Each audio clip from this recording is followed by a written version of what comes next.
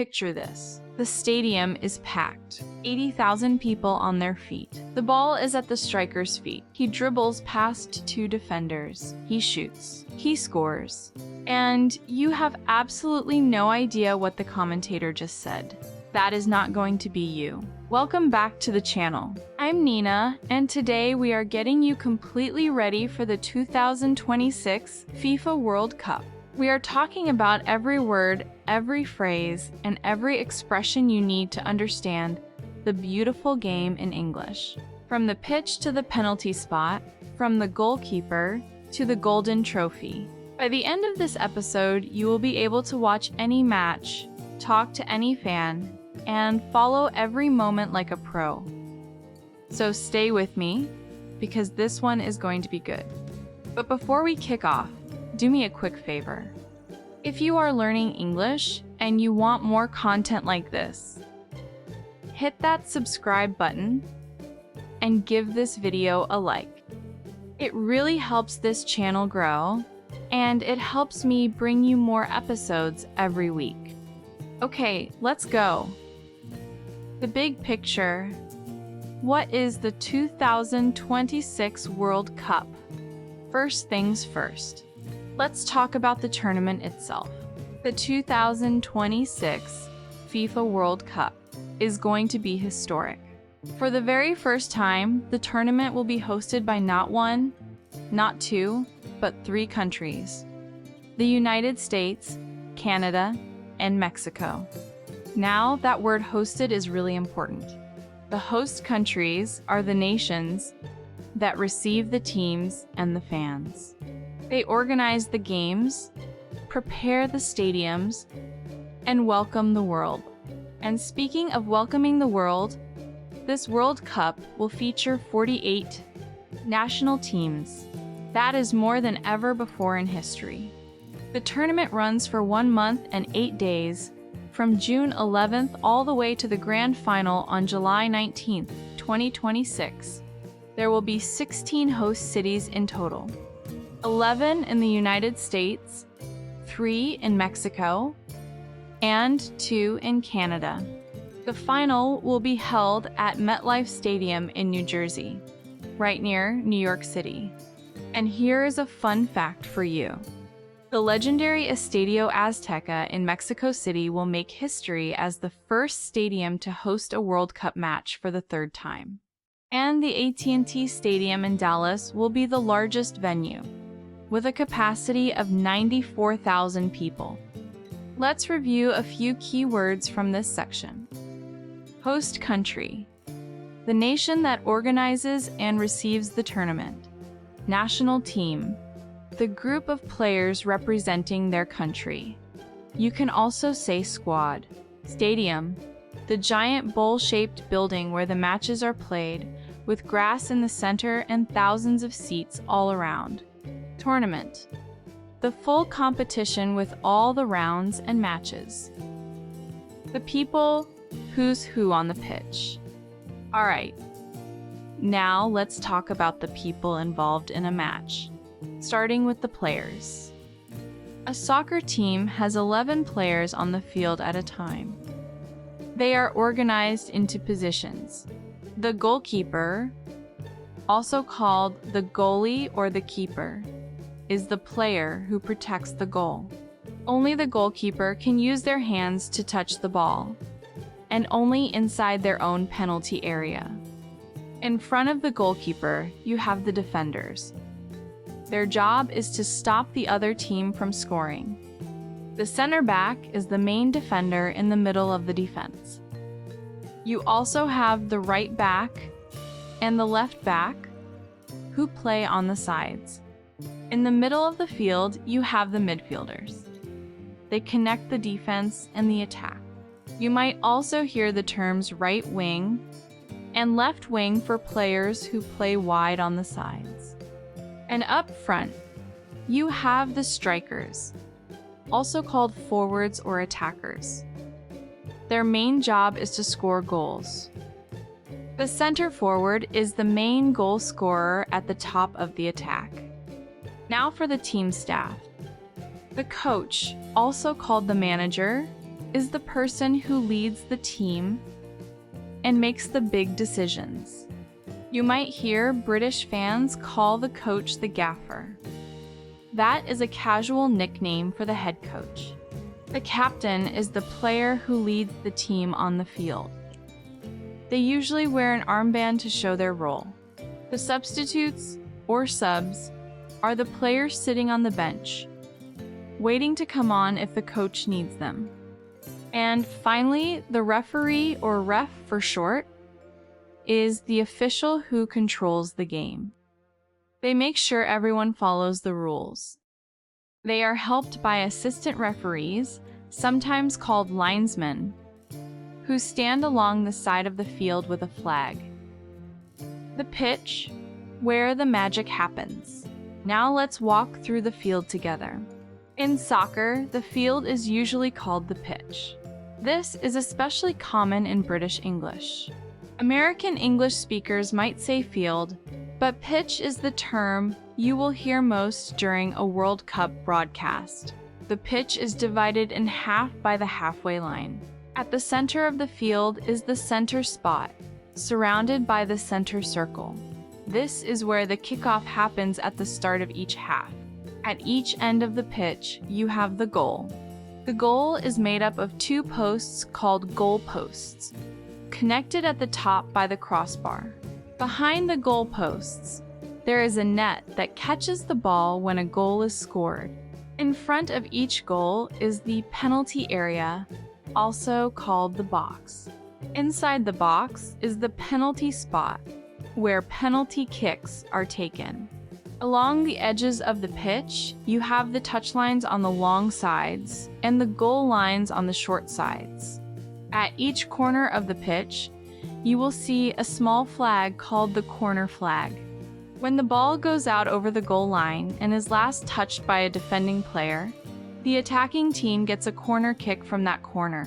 And off the pitch, you have the dugouts, where the coach, staff, and substitutes sit during the match. The game, actions, events, and rules. Okay, now for the most exciting part. Let's talk about what actually happens during a match. The match begins with the kickoff. One team wins the coin toss and gets to start with the ball. Players pass the ball to their teammates. They dribble past opponents. They cross the ball from the sides into the center. They shoot at goal, hoping to score. When the goalkeeper makes a great save, the crowd goes wild. When a player heads the ball into the net with their head, that is called a header. Now let's talk about fouls and rules. A foul is when a player breaks a rule, usually by making illegal contact with another player. Common fouls include a bad tackle, pulling a shirt, or a handball, which is when a player touches the ball with their hand or arm. Another important rule is offside. Offside happens when an attacking player is closer to the opponent's goal line than both the ball and the second to last defender at the moment the ball is played to them. Even experienced fans sometimes find offside confusing, so don't worry if it takes a while to understand. When a foul is committed, the referee stops the game. Depending on how serious it is, the player might receive a yellow card as a warning, or a red card, which means they are sent off and cannot continue playing. After a foul, the other team gets a free kick to restart the game. If the foul happens inside the penalty area, the attacking team gets a penalty kick, taken one-on-one against the goalkeeper from the penalty spot. The match is divided into two halves of 45 minutes each. At the end of each half, the referee adds stoppage time, which is extra minutes to make up for time lost due to injuries, substitutions, and other interruptions. Half-time is the break between the two halves. Full time is when the match officially ends after regulation time. In knockout rounds, if the score is tied at full time, the teams play extra time, which is an additional 30 minutes. If the score is still tied after extra time, the match is decided by a penalty shootout. scores, results, and tournament terms. Now, let's look at results and some vocabulary you will hear throughout the tournament. When a team wins, we say they won the match. When they lose, we say they lost. And when both teams score the same number of goals, it is called a draw. Notice that in soccer, we say draw, not tie. When no goals are scored by either team, the score is 0-0, not 0-0. So you might hear a commentator say, "The match ended 0-0 for a scoreless game." Some other useful terms to know. A clean sheet is when a team finishes a match without conceding any goals. A hat trick is when a single player scores 3 goals in one match. A brace is when a player scores 2 goals in one match. In terms of tournament structure, the competition starts with the group stage, where teams play a series of matches. The top teams advance to the knockout rounds, which include the round of 16, the quarterfinals, the semifinals, and finally the final. There is also a third-place match for the 2 teams that lost in the semifinals. And when it comes to counting World Cup titles, here is how we express it in English. A team that has won the cup once is a champion. 2 titles makes them a 2-time champion. 5 titles would make them a 5-time champion. Brazil, for example, is a 5-time World Cup champion. Each international appearance a player makes for their country is called a cap. Quick pause here, because I want to share something with you. If you want to take your English to the next level and really build your vocabulary and listening skills, I put together a digital library just for learners like you. It is full of books, audiobooks, and resources that will help you practice English every single day, not just during the World Cup. The link is in the description and in the pinned comment below. Go check it out. I think you are going to love it. Fan vocabulary and useful phrases. Alright, let's wrap up the main content with some super practical language for you as a fan. First, the basics. A fan is someone who loves a team, watches all the games, and cheers them on. To cheer means to shout words of encouragement, like "Go team go" or "Let's go." You can say you root for a team or support a team. Both mean the same thing. You want that team to win. Here are a few phrases you will definitely use during the World Cup. Who are you rooting for? Is the most natural way to ask someone which team they support. I'm rooting for Brazil is a great way to answer. I'm planning to watch the final at a sports bar. This phrase, "I'm planning to," is perfect for talking about your future intentions. If you are traveling to one of the host countries and you didn't catch what someone said, try, "Sorry, did you say?" This is a polite and natural way to ask for clarification. If you want to buy a round of drinks for your friends at the stadium, you can say, "It's on me." That means you are paying for everyone. And if you are at a venue and want your drink with less ice, just say, "Can I get this with less ice, please?" A few cultural tips if you are traveling to the United States or Canada. Tipping is very common. In restaurants, it is standard to leave between 15 and 20% of the total bill. People tend to keep a bit more personal space in conversation compared to what you might be used to.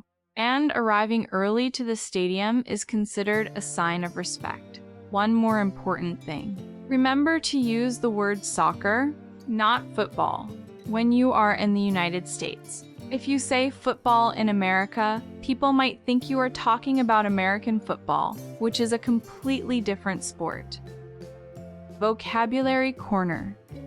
Let's do a quick vocabulary corner to review our keywords from today.